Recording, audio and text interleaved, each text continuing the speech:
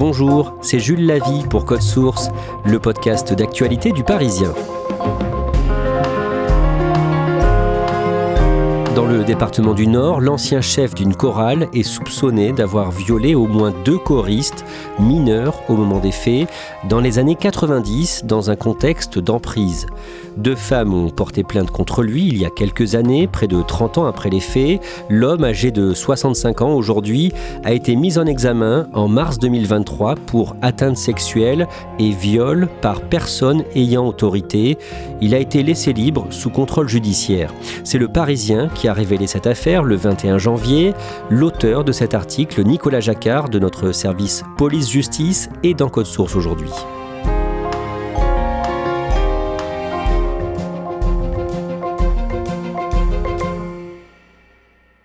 Un livre a eu une importance particulière dans cette histoire, c'est Le consentement de Vanessa Springora.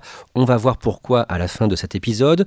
Pour bien comprendre, on va s'appuyer sur l'histoire de Fanny. Elle a 16 ans en 1991, elle est née en 1975 et elle est scolarisée à Marcq-en-Barœul dans le département du Nord, à l'Institut Libre. Nicolas Jacquard, est-ce que vous pouvez nous décrire son milieu, à la fois sa famille et cet établissement ?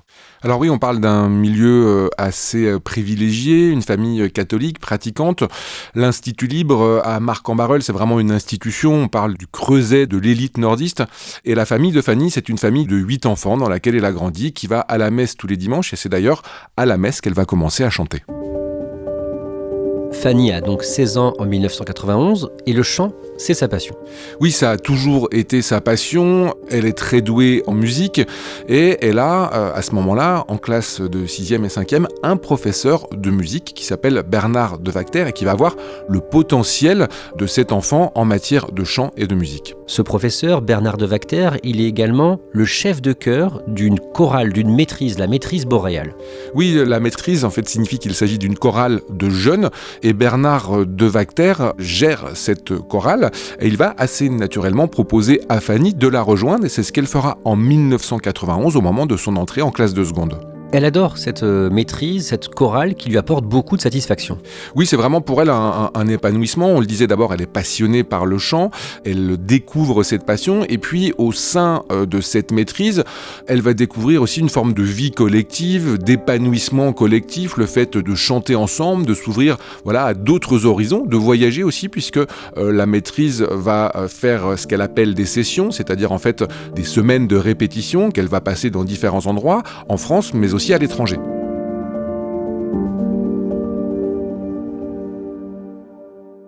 Au centre de l'attention, il y a donc le professeur de chant, chef de chœur, Bernard de Wacter.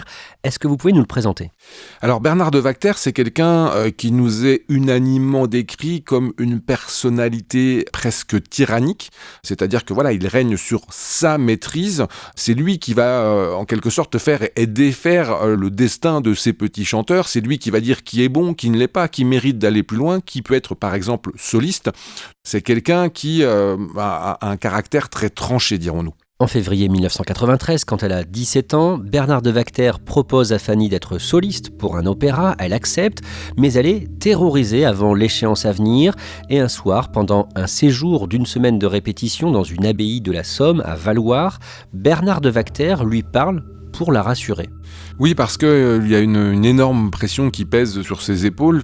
Fanny raconte qu'à ce moment-là, elle est quand même très très mal, qu'elle perd du poids, qu'elle est extrêmement stressée. Et puis un soir, justement, alors que la maîtrise est en retraite dans une abbaye, elle s'isole, elle se met à pleurer et Bernard de Wacter arrive derrière elle, un petit peu subrepticement, et il va la réconforter. Il va d'abord lui faire des câlins et puis très vite, ça dérape, il l'embrasse.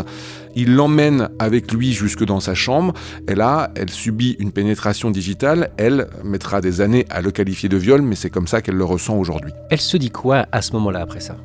À ce moment-là, elle est extrêmement perturbée puisque elle le dit, à cet âge-là, elle ne connaissait encore rien de ces choses-là. Elle ne sait pas si elle doit trouver ça normal ou non. Lui tente de la rassurer en lui expliquant que c'est normal, qu'ils sont amoureux et qu'elle doit se laisser faire.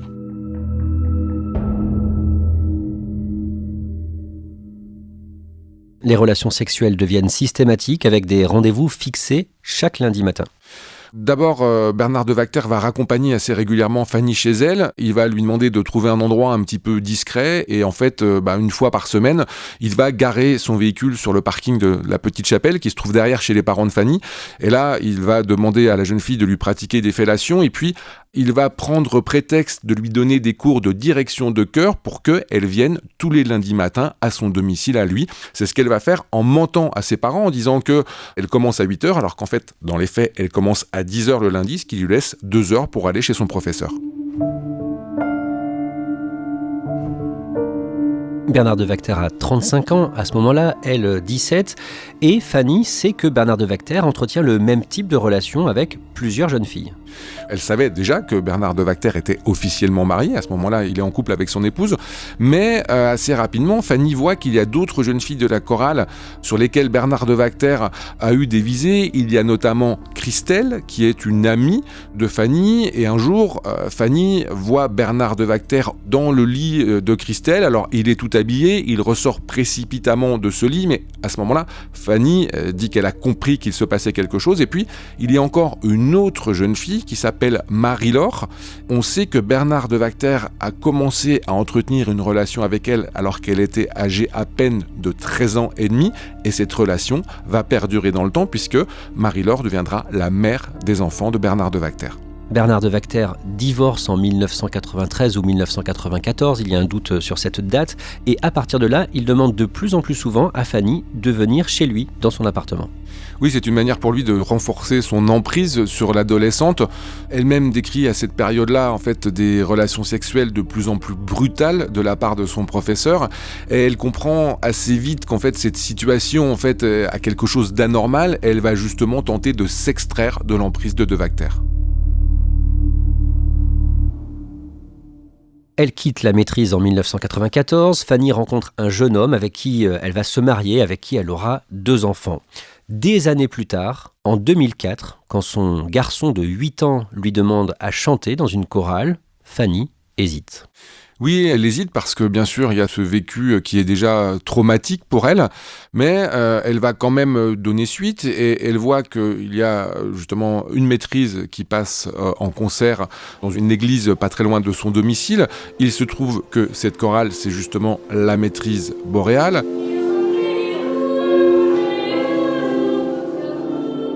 Fanny prend sur elle se dit voilà, on va quand même aller au concert. Elle se retrouve un petit peu par hasard au premier rang avec son fils. Avant la fin du concert, au moment du dernier morceau, elle se dit voilà, il faut vraiment qu'on y aille parce que je risque très clairement de retomber sur Bernard, et ça ne loupe pas puisque Bernard l'aperçoit, il se dirige vers elle. Comme si de rien n'était, il va lui faire des compliments sur son enfant. « Ah, c'est ton fils », il va même mettre sa main sur la tête de l'enfant. Et à ce moment-là, Fanny, elle, n'y tient plus. Elle sort en courant de l'église. Elle va vomir sur les tombes adjacentes parce que c'était un choc beaucoup trop difficile pour elle à encaisser. Cet événement intervient en avril 2004 et l'année suivante, en 2005, Fanny croise par hasard une autre ancienne choriste devenue employée de la maîtrise boréale. Oui, cette jeune femme se prénomme Anne-Lise, elle a été choriste au même moment que Fanny, donc 10 ans auparavant, et puis à ce moment-là, elle travaille pour le compte de l'association qui gère la chorale, et elle discute comme 2 vieilles copines, et Anne-Lise dit à Fanny « Ah bah tu vas rire, tiens, au fait, est-ce que tu sais que Bernard de Wacter a divorcé de Marie-Laure ?» Donc Marie-Laure, c'est cette jeune choriste dont il a fait finalement son épouse. Et à ce moment-là, Fanny ne rigole pas du tout, elle sort de ses gonds et elle dit à Anne-Lise « Non mais tu te rends compte de ce que tu me dis, en fait, tu travailles pour le compte d'un pédophile, c'est quelqu'un voilà, qui a ce type de comportement-là, et à partir de ce moment-là, justement, les choses vont se débloquer. »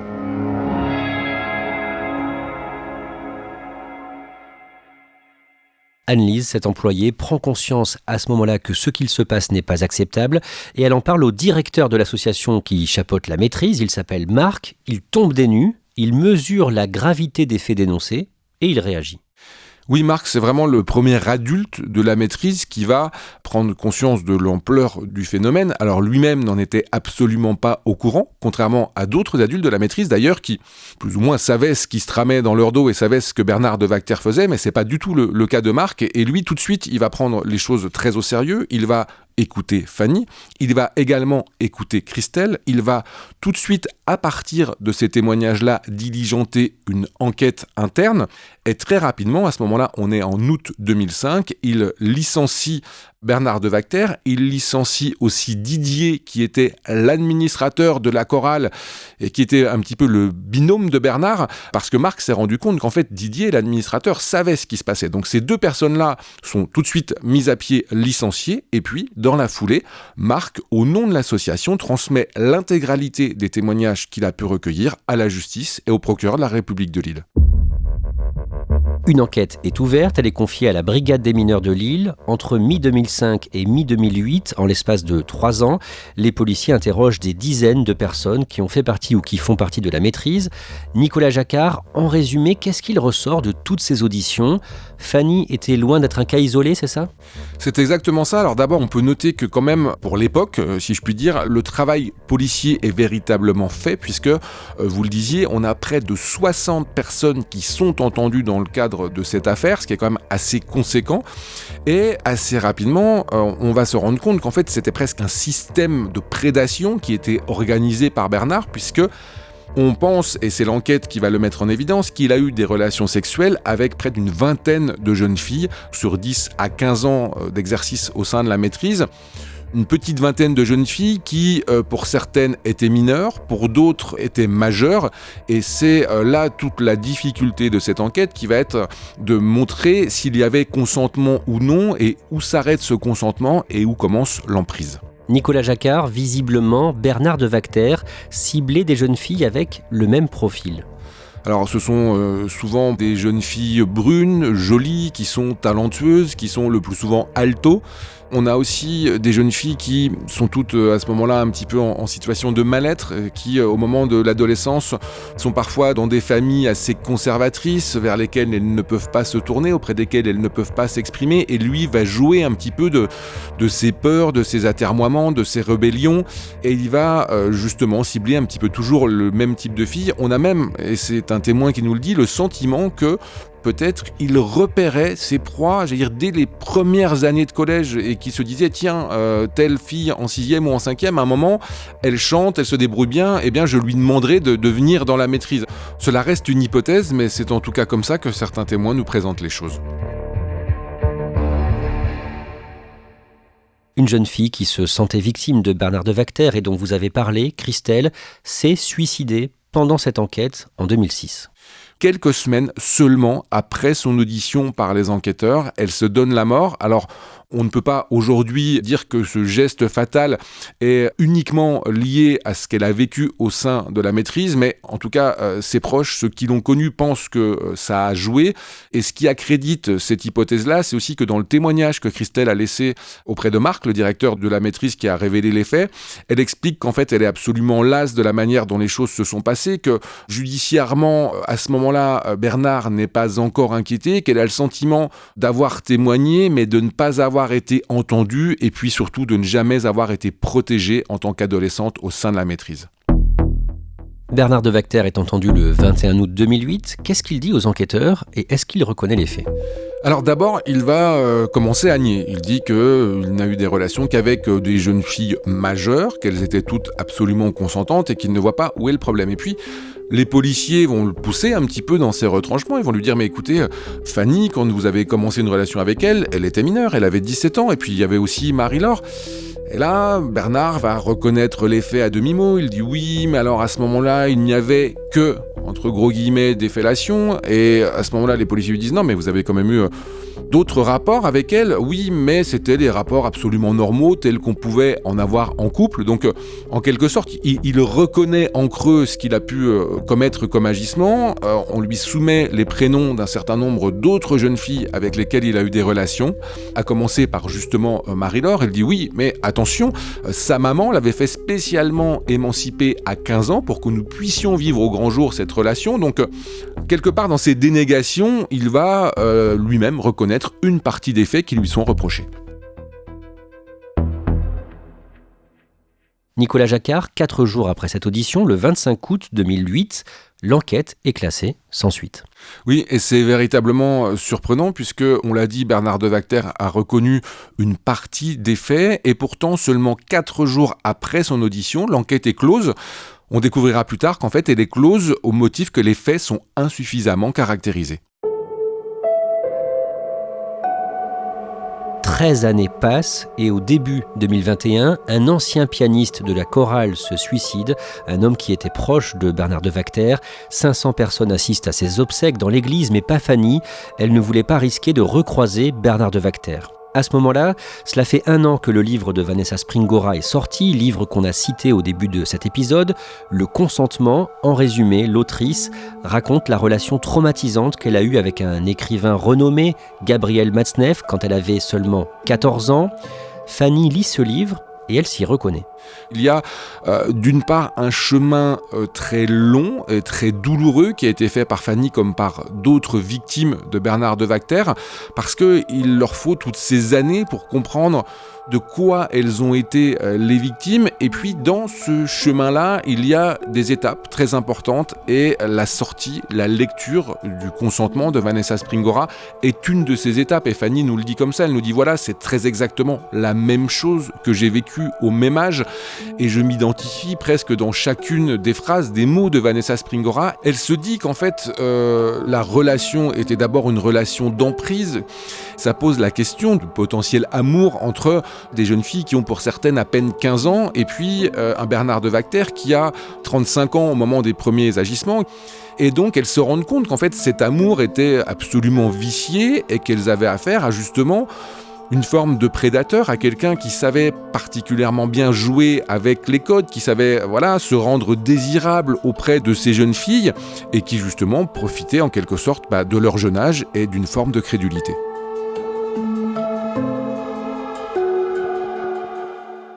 Fanny décide de prendre contact avec une avocate du barreau de Lille, Audrey Jankélévitch, avocate qui se lance dans un travail d'archéologie judiciaire. Très vite, elle s'est dit, on va monter une forme de plan d'attaque judiciaire. Et la première étape de ce plan, c'était d'abord de savoir ce qu'il était advenu de la procédure de 2005-2008. D'abord, elle se tourne vers le parquet de Lille qui lui dit « Oui, nous avons trace de cette procédure, mais pas chez nous. En fait, il faut aller voir au niveau du tribunal de Douai. » Et c'est ce que font Fanny et son avocate. Et par chance, il se trouve que Douai va retrouver le dossier qui est archivé. On sait parfois que la justice peut perdre justement des dossiers anciens, des preuves, voire des scellés. Mais là, dans ce cas précis, en fait, le dossier était parfaitement archivé. Et Fanny et son avocate vont se plonger dedans pour savoir ce qu'il s'était passé et surtout quelles avaient été les suites données à la procédure de 2005-2008. Et c'est là qu'elles apprennent que l'enquête a été classée sans suite. Nicolas Jacquard, les victimes n'avaient pas été officiellement prévenues à l'époque. Non, elles le découvrent vraiment à ce moment-là. D'abord, on le disait qu'il y a ce classement sans suite, alors même que Bernard Devacter avait reconnu une partie des faits. Et puis surtout, ce qui est contraire à la pratique judiciaire, c'est qu'en fait, les familles, les victimes n'ont absolument pas été prévenues de ce classement sans suite. Donc c'est comme si l'affaire avait été en quelque sorte étouffée et s'était éteinte un petit peu en catimini. À l'époque, cette enquête avait été ouverte par le parquet à la suite du signalement de l'association qui dirige la maîtrise boréale. Elle n'a donc rien donné, elle a été classée sans suite. On sait pourquoi ? On était à l'époque dans une définition du viol qui était ce qu'elle était, c'est-à-dire forcément un acte violent avec un acte de contrainte. Et cette notion d'emprise, d'absence de consentement n'était à cette époque-là pas suffisamment prise en compte. Et puis aussi, on ne peut pas omettre le fait, et c'est l'avocate de Fanny qui nous le dit, que l'on se trouve à ce moment-là dans un milieu privilégié et que dans cette bourgeoisie locale, on a peur du scandale. Et c'est aussi pour ça que l'enquête va s'éteindre assez discrètement. Près de 30 ans après les faits, Fanny porte plainte, elle se constitue partie civile, ce qui entraîne la nomination d'un juge d'instruction. Cette magistrate relance les investigations. Elle va mener un travail d'enquête comme si, en fait, l'affaire débutait aujourd'hui et comme s'il n'y avait pas eu cette première procédure 20 ans plus tôt. Ce qui fait qu'elle va réentendre un certain nombre de témoins. Elle va vraiment se faire une idée objective du dossier. Un jour, au mois de mars, Fanny est reçue par cette juge d'instruction. cette fois, la situation est radicalement différente de ce que Fanny avait vécu 20 ans plus tôt, puisque quand elle avait été entendue une première fois en 2005, elle avait vraiment eu le sentiment presque d'être elle-même la coupable, d'être passée sur le grill par les policiers qui lui disaient « Mais attendez madame, vous avez continué à entretenir cette relation avec votre professeur, vous y retourniez, vous n'avez pas pris la fuite, en quelque sorte presque vous êtes coupable ». Et là, cette fois, les choses ont vraiment changé pour Fanny, elle est entendue par cette magistrate et elle va expliquer exactement quels étaient les tenants et les aboutissants de cette relation.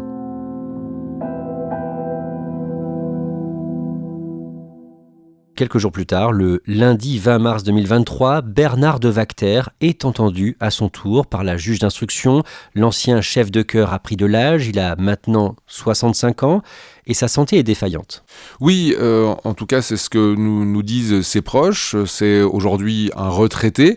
Cette audition va tourner court puisqu'il choisit de garder le silence, ce qui est son droit le plus strict. Par contre, ça ne l'empêche pas d'être mis en examen par la magistrate, et il est mis en examen pour viol et atteinte sexuelle, soit pour l'intégralité des faits commis sur Fanny en 1992, 93 et 94. Bernard de Wachter est placé sous contrôle judiciaire en attendant son éventuel procès. Il a interdiction de quitter le territoire et d'exercer une activité en lien avec des mineurs. Nicolas Jacquard, comment le défend son avocat aujourd'hui ? Alors son avocat, lui, va baser sa défense sur la question de la prescription, parce que ce que nous dit maître Loïc Bussy, c'est le nom de l'avocat de Bernard de Wachter, c'est que 30 ans après les faits, il est extrêmement difficile de se défendre. Bien évidemment, la mémoire des témoins de cette époque va être un peu balbutiante, parce que comment se rappeler exactement de ce qui a pu se passer à cette période-là. Et puis, d'une manière presque philosophique, maître Bussy nous dit, voilà, c'est aussi le but de la prescription en matière de justice, c'est quelque part d'apaiser la société, d'avoir une forme de droit à l'oubli. Et si aujourd'hui on exhume des faits aussi anciens, eh bien quelque part c'est une non-prescription permanente et ça pose un problème de droit et de morale. En tout cas, c'est sa ligne de défense.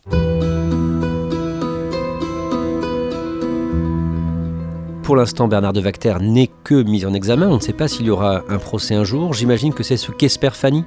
Oui, tout à fait, ce qu'espère Fanny, et puis aussi d'autres victimes de Bernard de Wachter, puisqu'il y en a au moins une qui elle-même, à son tour, après Fanny, a déposé plainte contre lui. Ce procès, ce serait aussi pour elle une manière d'être enfin définie officiellement par la justice en tant que victime.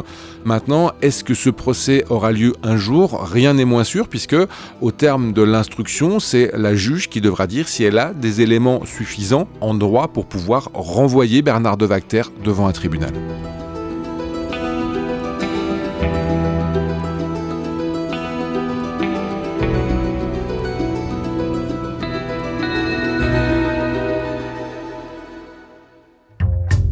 Merci à Nicolas Jacquard. Code Source est le podcast d'actualité du Parisien. Cet épisode a été produit par Raphaël Pueyo et Barbara Gouy.